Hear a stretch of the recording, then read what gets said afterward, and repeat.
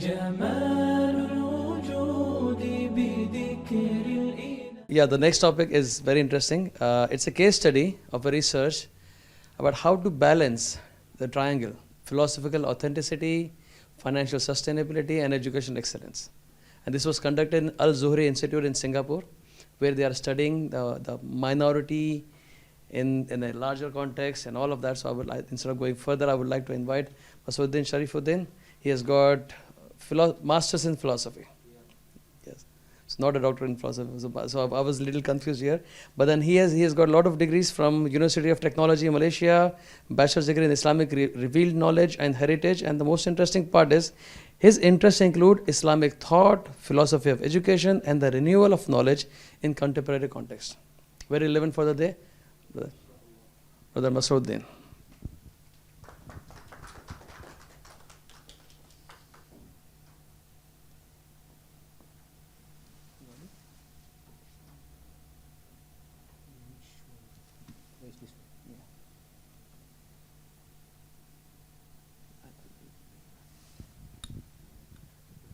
Bismillahirrahmanirrahim. If Dr. Aida's contribution is small, this contribution is very minute, a very tiny one.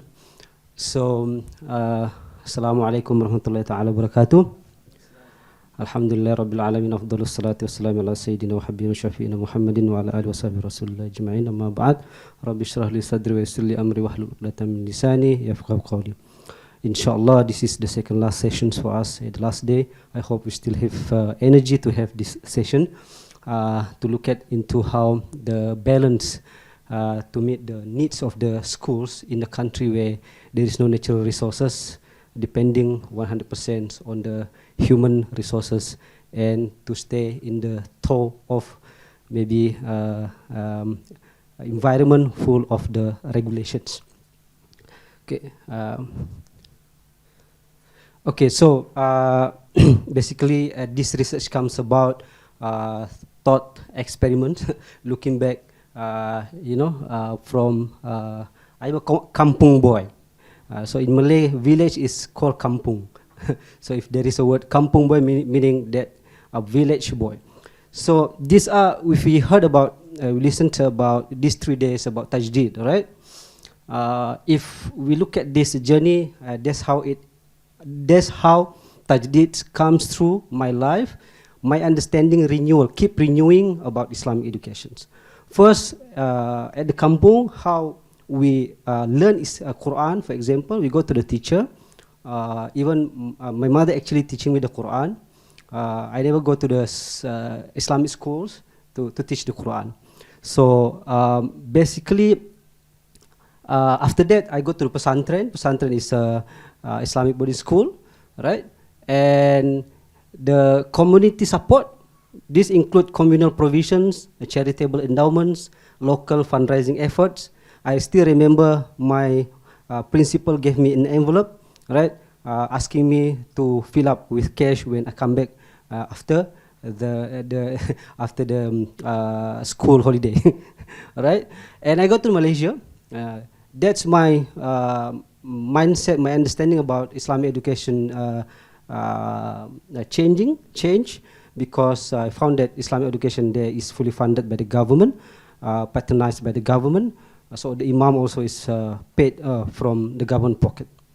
And when I migrate to Singapore, so I find it different, right? Basically because all organizations in Singapore, although it's called, they want to claim themselves non-profit organizations, but they operate on the modus operandi of modern corporate, right?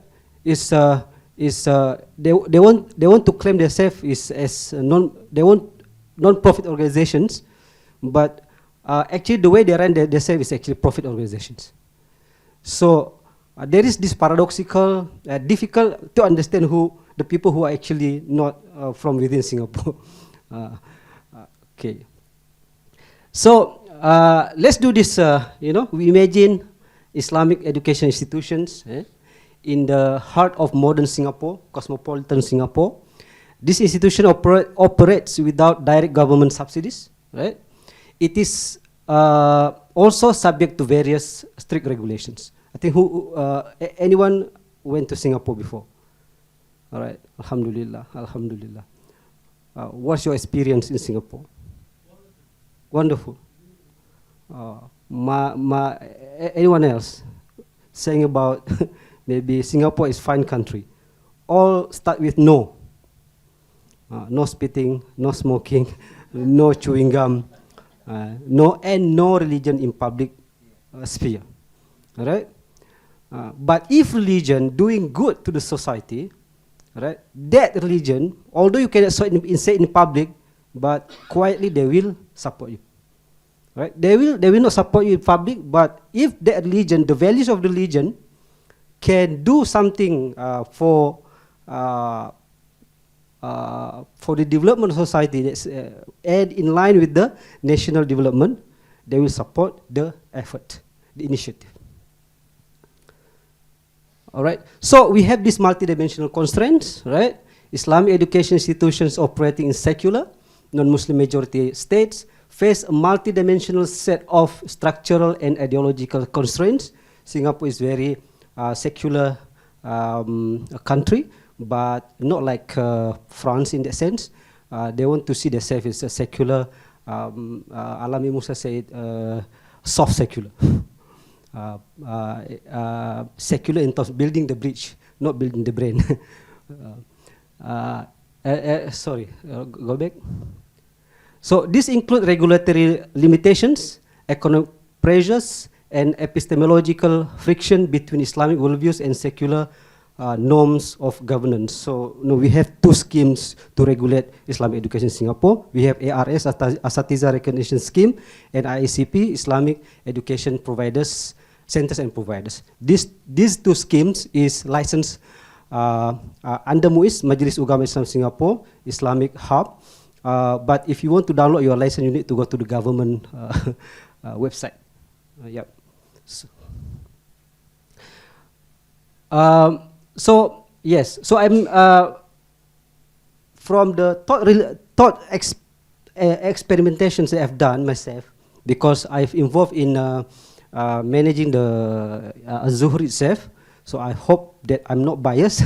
I hope that I'm objective in this. Previous studies on Islamic educations in the minority context often focus on curriculum and socio-cultural adaptation. And much of the scholarship remains focused on traditional institutions like pesantren in Indonesia, Markazut Tahfiz, centers of memorizing the Quran. A little saying about how Islamic educations in a country or in the society like Singapore, especially from their internal logics. I'm not saying about their philosophy. I'm not saying about the curriculum. Of course, curriculum, in Malaysia or in Indonesia, the way we teach the Salah is the same the way we teach the Salah in Singapore. But I'm saying about the internal logic of the organizations, looking from the environment of Singapore in terms of economics, in terms of governance, and so on and so forth. Okay. So how do Islamic institutions for adult learners within a secular minority Muslim context operationalize their governance decisions? So Az-Zuhri is actually a center to provide educations for certificate, because we have this skill future scheme. So we try to cater also in Islamic education environment. So we adopt actually, for example, the business setup and outcome-based learning. Just now, Dr. Aida said, OBTL, intended learning outcome, ILO. We apply that in our organizations. Every slide, every content, everything, and we actually train our staff how to use it. And through the principles Tajid and Adab, how do they balance philosophical authenticity, financial sustainability? We have this triangulatory tug of war when we go to the board of meeting. One say we should improve our education, we should improve our curriculum using this fund. All right. So the other might say that that will for example, will erode our philosophical authenticity. So that these discussions is actually sometimes very taxing. But since everyone is knowing their limits, knowing the adab, so everyone is sometimes, okay, I agree to disagree. Okay. So this is the paradox. Islamic education institutions frequently grapple with the paradox of aligning religious fidelity with the demands of modern administrations, right? Yet the Al-Zuhri Institute in Singapore stands out by demonstrating a remarkable balance in this complex environment. To understand how this study proposes a novel analytical approach, filling a gap in traditional research that often overlooks governance logic in Islamic education principles. So using the qualitative single case, although it is one organization, but we try to look from I would say comprehensive perspective. This dialectical conceptual lens, we heard about tajdid, I don't need to explain. So to me now is actually tajdid. The philosophical education is there as old as 400 century, but we don't need to change anything about it. Only that, what are the actual form we could give to bring those philosophies to bring those teaching traditions into a life in actual manner. And then when we do renewal, we sometimes do not see our compass, do not see our side mirror, and what is right, left, and so forth. So we use this adab to limit everything that we actually think suit our renewal. So this is the moral compass that guides every decision. Adab ensures that every renewal undertaken by tajdid does not transgress ethical boundaries and remains faithful to the original missions, which where I will mention in some slides later some examples. So these are the this is how I gather some insights, data, informations. First is actually from the primary documents finance report in 3 years, 2020 since COVID time up to 2023 after the post-COVID. And the report of 2019 Business Excellence Singapore Quality Class, we are qualified for this. I have interviewed directors and also managers and educators, and looking from the external evaluators' perception as well. Okay, go on. So the finding is this. So we must have we commit to our philosophy. We make sure that the philosophy always authentic, so that Al-Zuhri always invite scholars from Malaysia, from Indonesia, to give their views about Islamic educations, right? We have TOT, Training for Trainers. We have a program called Islamization of Knowledge, program PII, Program of Islamization of Knowledge, and financial sustainability. So we are using a modern concept of, we have annual general meeting shareholders, although we don't publish in stock market, not yet. So utilizing modern financial models such as private companies, so registered as private limited, and offering a hybrid model adapted for adult learners. So we try our best to invest to find the best in the market to be implemented in the process of learning, like hybrid class, like LMS, like trying to implement AI, although it's not yet there. Okay, continue. Okay, so there are 3 pillars: philosophy, finance, and pedagogy. First is, this is how we try to implement tajdid, the dual or the dialectical conceptual lens. We register the organizations as private limited. The story is because when three organizations come together in early 2000, and they have this very slow decision making to come up with the ideas and to establish the college. And eventually, they approach the one organization already established earlier, which is a private limited called Andalus and Cordova, and these organizations actually our now our affiliate companies. When I present about Al Zuhri, basically at the same time I'm presenting about Andalus and Cordova as well, because all processes, all administration's logics are similar, actually equal. So we registered the company as private limited.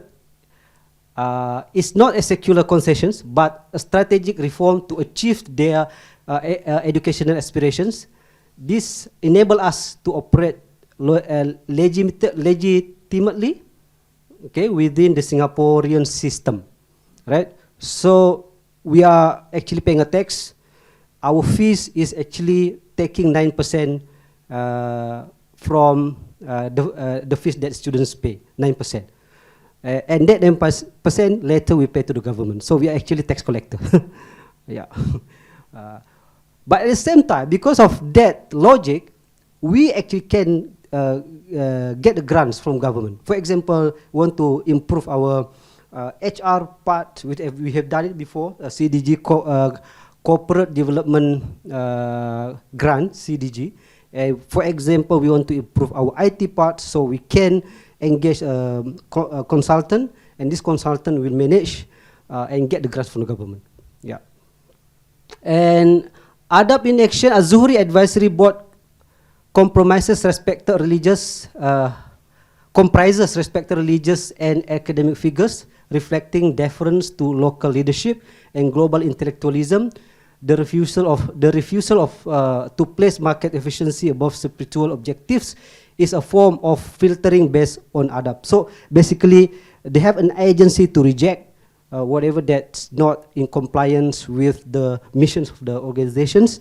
So that agency actually reflections of the adab, reflections of the iman, reflections of the worldview they have.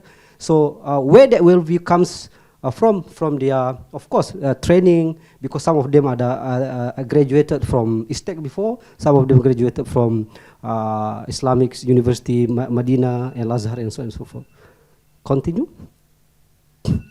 And as for the financial pillar, the company structure enables Al Zuhri to access government support schemes, such as the job support scheme, and during the COVID-19 pandemic, this is an innovations that ensures survival. Now, if we hire teachers or staff whose age may be above 65, the government will pay part of it. And also, government now actually implement, they call it staggered scheme payment. So, a portion of it actually paid by the government, right? Although there is no direct funding, direct support from the government, but that corporate logic as a registered private limited, because it is registered the private limited, so there is no hindrance for us. There is no